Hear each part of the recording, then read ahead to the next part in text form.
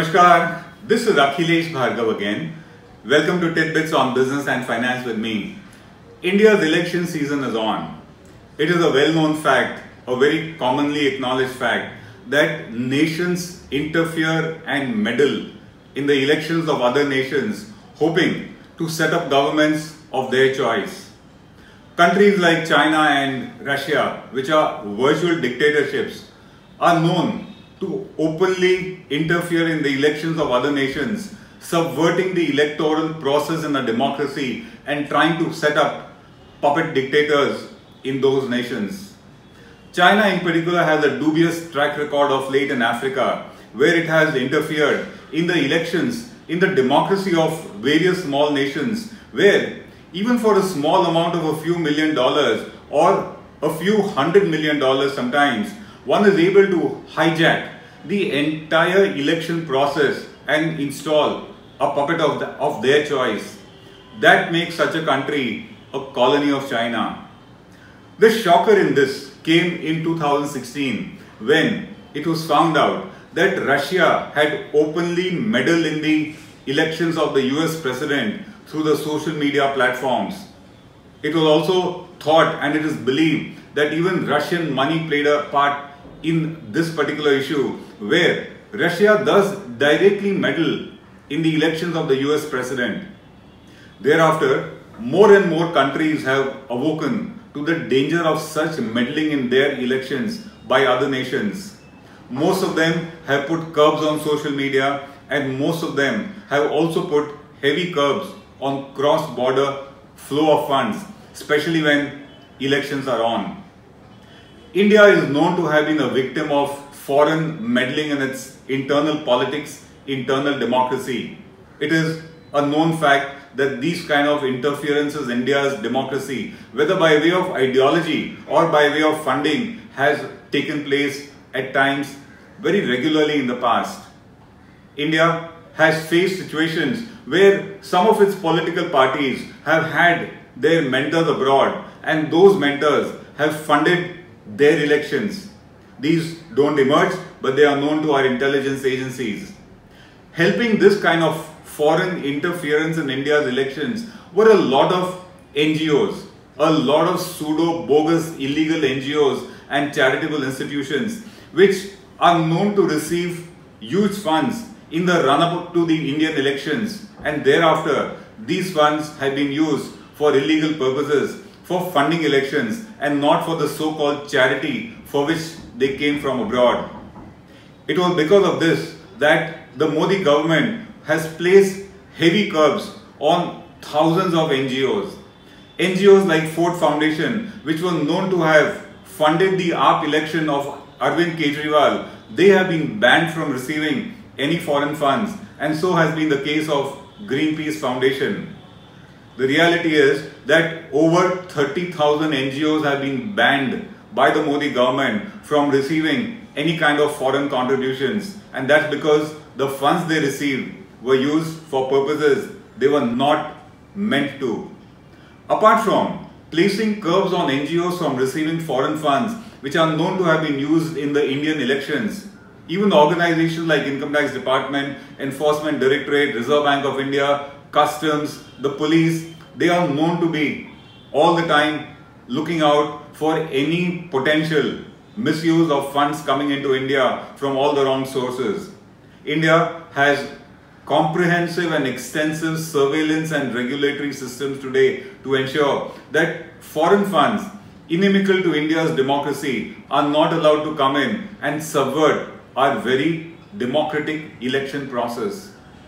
Social media is a new threat to elections, but despite social media being a new threat and a big threat, as we saw in the US elections, the real threat remains of money, because it is foreign funds which virtually help to buy votes.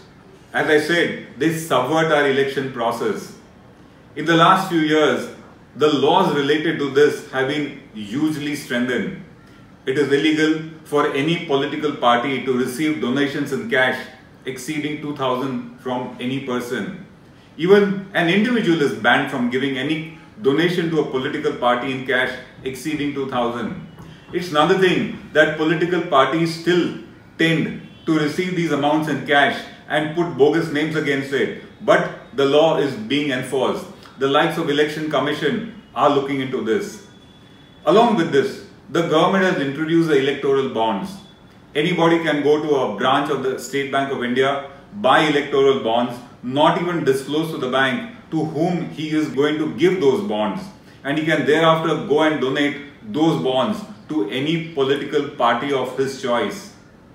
The government believes that by virtue of these electoral bonds, it will successfully battle any black money coming into elections, especially foreign money. And Mr. Jaitley claims that this anonymity of the donors is going to help to encourage individuals and corporates to fund elections in the legal way. We think it's too early to take that claim as being correct, but a start has been made. The question is, will countries like China, with interests inimical to India, want to dabble, want to put their funds into India's elections and try to divert and subvert India's election process? We think that despite all these laws, all these measures, all this surveillance, all these stringent regulations, we think that it is still possible to do so. And to us, it is a two-step process. The first step is, any foreign country which wants to put money into the Indian elections and divert, distract or influence the election process needs to first send money into India through a legal process, through a legal garb. And that is known to happen by getting money into India through bogus exports, bogus gifts to person, bogus loans and advances, bogus foreign direct investment, as also bogus purchases of Indian companies at inflated prices. By doing that, money would come into India through official channels. That money has now come into the system and it can now be put to abuse. And all that you need for it is a mischievous intent and an illegal mind.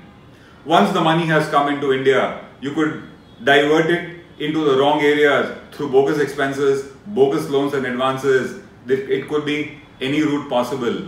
But this kind of a potential funding coming into India from abroad is still possible.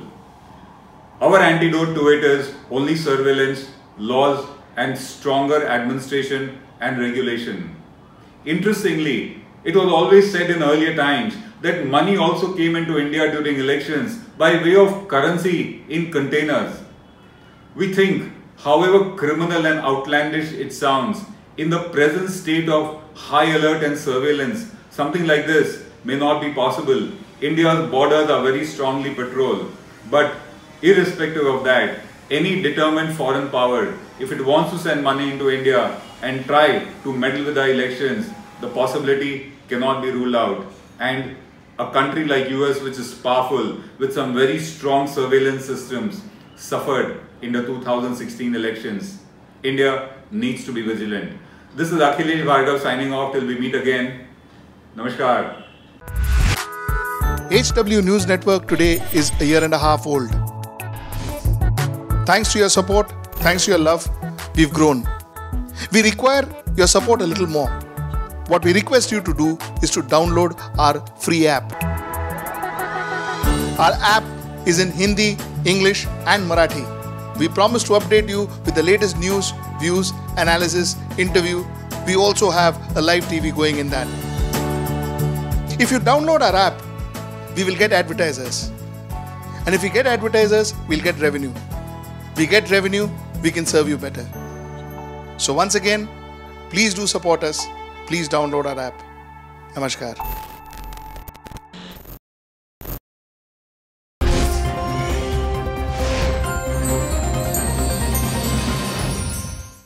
If you like this video, please share it and we would love to hear your comments in the comments section down here. Also, please do like our Facebook page and follow us on Twitter to get minute-to-minute news updates. For more such shows and videos, well, subscribe to our YouTube channel.